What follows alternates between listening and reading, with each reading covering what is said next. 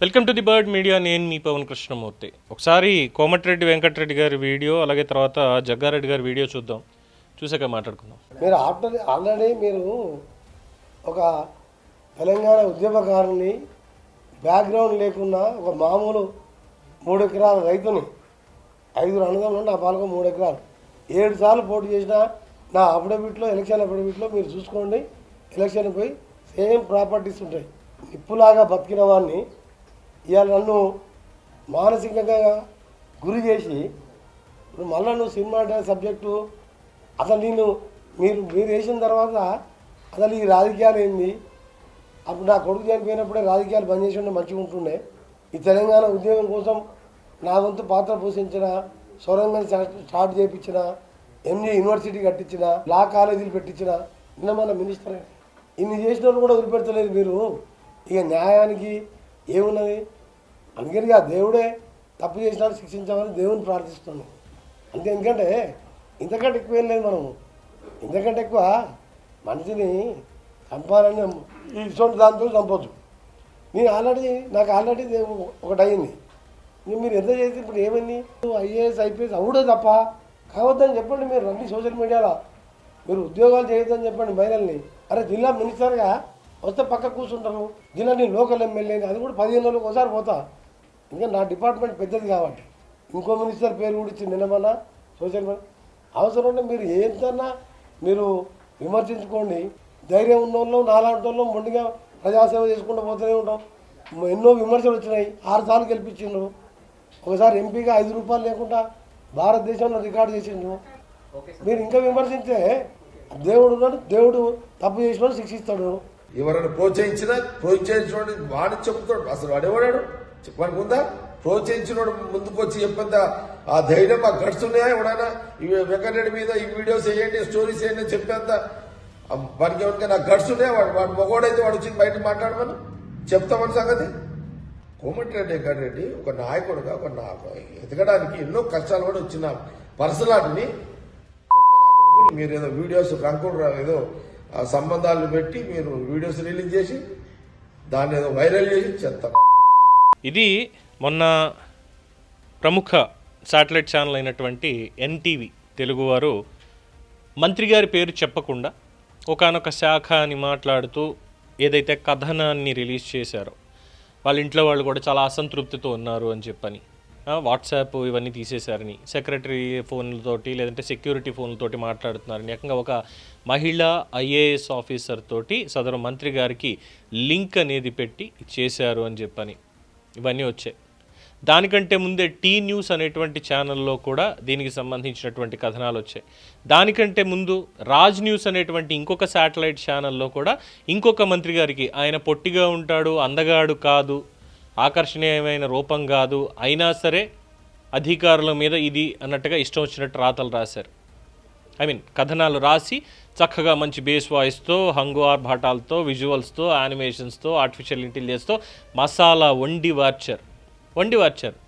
దీనికంటే ఒక porn website పెట్టుకోవడం better.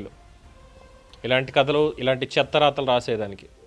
I'm really sorry use this words, but yes, ఏమనంటే మాకు తెలుసా అని బీయింగ్ ఒకనొక ఛానల్స్లో, కొన్ని ఛానల్స్లో పనిచేసి వచ్చినటువంటి వాడిని కాబట్టి అక్కడ ఎలా ఉంటుంది అనేది, ఎడిటోరియల్ బెంచ్ అనేటువంటి దగ్గర ఎలా ఉంటుంది అనేది తెలుసు కాబట్టి, ఫలానా ఎమ్మెల్యే మనకి ప్రకటనలు ఇవ్వలేదా ఒక నెగిటివ్ క్యాంపెయిన్ స్టార్ట్ చేసేవాడి మీద.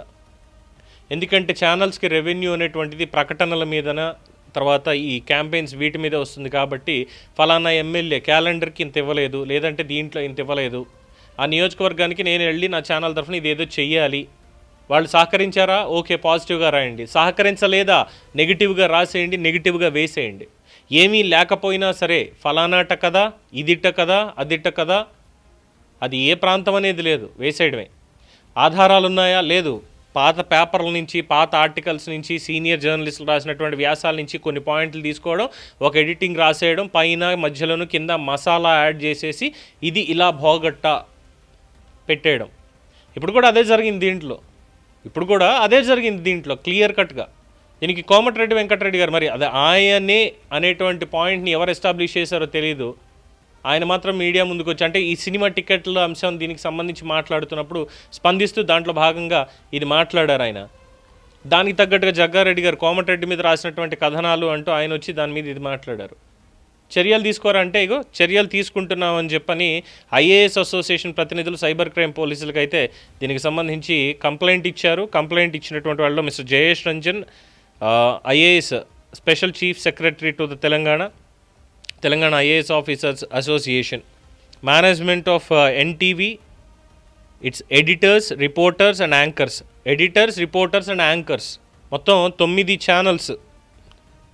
ఛానల్స్ మీద పెట్టడం అనేది జరిగింది. ఇంక్లూడింగ్ యూట్యూబ్ లింక్స్ కూడా వాళ్ళు షేర్ చేశారు. Telugu scribe, MR media Telangana, prime 9 news Telangana, PV news Telangana, signal TV Telangana, Volga Times Telangana, mirror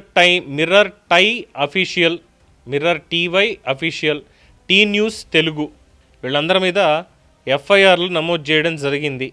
ఇంకా ఏం మెన్షన్ చేశారు అనేది చూస్తే Telugu scribe, MR media, prime 9 Telangana, PV news, signal TV, Volga, Mirror, T news, ఇవన్నీ కూడా ఎన్నికలకి ముందు వరకు ఒక స్వరం, ఎన్నికల తర్వాత ఒక స్వరం అంటూ నడిపించినటువంటి కొన్ని యూట్యూబ్ ఛానల్స్ ఉన్నాయి.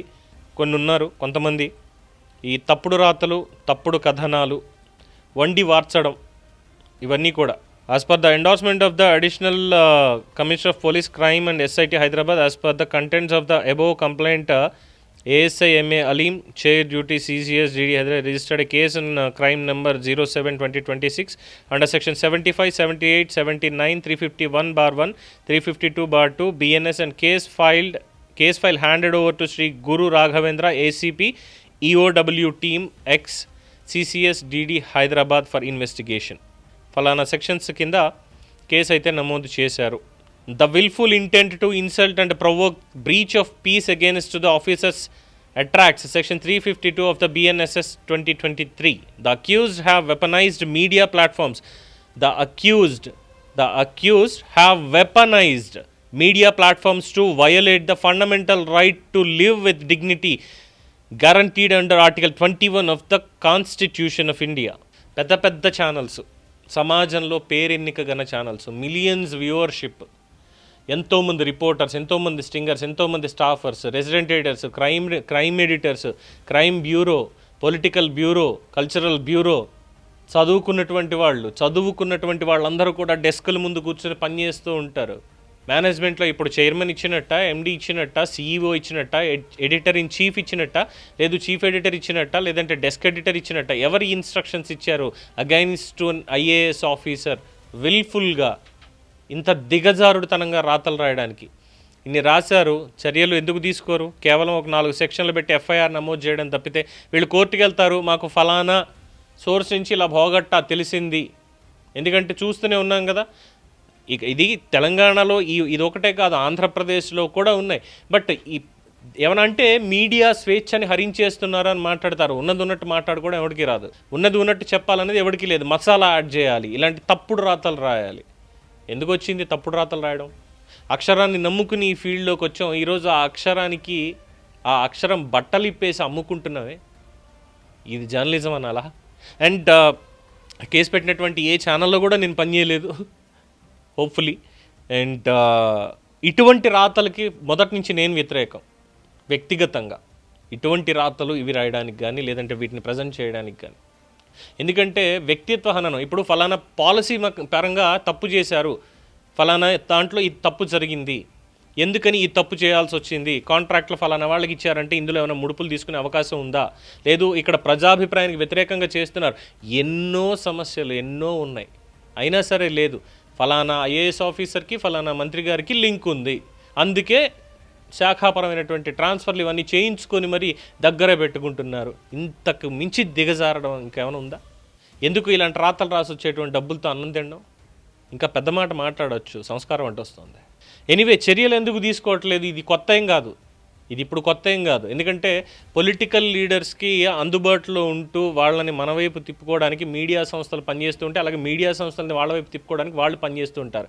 ఈరోజు టర్మ్స్ బాగున్నాయి కాబట్టి బాగా మాట్లాడుతాం, రేపు టర్మ్స్ బాగాలేవు కాబట్టి వాళ్ళ మీద బురద చల్లేద్దాం, ఎలాంటి బురదైనా చల్లేద్దాం. నీకు వాళ్ళకి గొడవ అయ్యింది, వదిలేసేయండి, వాళ్ళ గురించి మాట్లాడద్దు. తప్పు చేశారా, తప్పును ఎండగట్టండి. కానీ వ్యక్తిగతంగా ఇటువంటి పరువు తక్కువ పనులు, లేదంటే పరువు నష్టం వచ్చేలాగా ఇంకెవరన్నా బాగా సెన్సిటివ్గా ఉన్నారంటే ఇటువంటి వార్తలు చూసి ఆత్మహత్య చేసుకుంటారు. కోమటిరెడ్డి వెంకటరెడ్డి అన్నటువంటి మాట అదే. ఆల్రెడీ ఒక ఎగ్జాంపుల్ ఆంధ్రప్రదేశ్లో జరిగింది. కోడెల శివప్రసాదరావు గారు అకారణంగా ఆయన మీద దొంగతనం నేరం మోపి పదే పదే తప్పుడు ప్రచారం చేయడం వల్ల చివరికి మనక్షోభతో ఆయన ఆత్మహత్య చేసుకున్నారు. కోమటిరెడ్డి కూడా అదే మాట అన్నారు. ఇంకా ఆత్మహత్య తప్పితే కొడుకు చచ్చిపోయిన తర్వాత నాకు బతకాలం లేదు, కానీ ఏదో బాధ్యత అనేటువంటి విధంగా చేసుకుంటూ వెళ్తున్నాను, ఇప్పుడు నా మీద ఇలాంటివా, ఆత్మహత్య చేసుకోవడం తప్పితే నాకు ఇంకేం మిగలలేదు అన్నటువంటి మాట అంత సీనియర్ రాజకీయ నాయకుడు మాట్లాడుతున్నాడంటే ఏమనాలి? ఎంత బాధ పెట్టి ఉండాలి ఆ రాతలతోటి. చేయించిన వాళ్ళు ఎవరైనా సరే, జగారెడ్డి గారు అన్నట్టు బయటికి రండి, ముసుగు తీసి బయటికి రండి, అది ఎవరైనా కావచ్చు. దీని మీద పెద్దగా ఇంకా చెప్పడానికి ఏం లేదు. చట్టం ఎటువంటి కేసులు బుక్ చేస్తుంది, ఏ విధంగా శిక్షిస్తుంది అనేది మాత్రమే చూడాలి. బట్ ఇలాంటి రాతల మీద, ఇలాంటి వ్యాఖ్యల మీద చర్యలు లేకపోతే మాత్రం అదొక విశృంఖలతకి దారితీస్తుంది. తర్వాత సమాజంలో విచ్ఛిన్నం తప్పితే ఇంకేముండదు. దీని మీద మీ అభిప్రాయాన్ని కామెంట్స్ రూపంలో తెలియజేయండి. చూస్తూనే ఉండండి ది బర్డ్ మీడియా.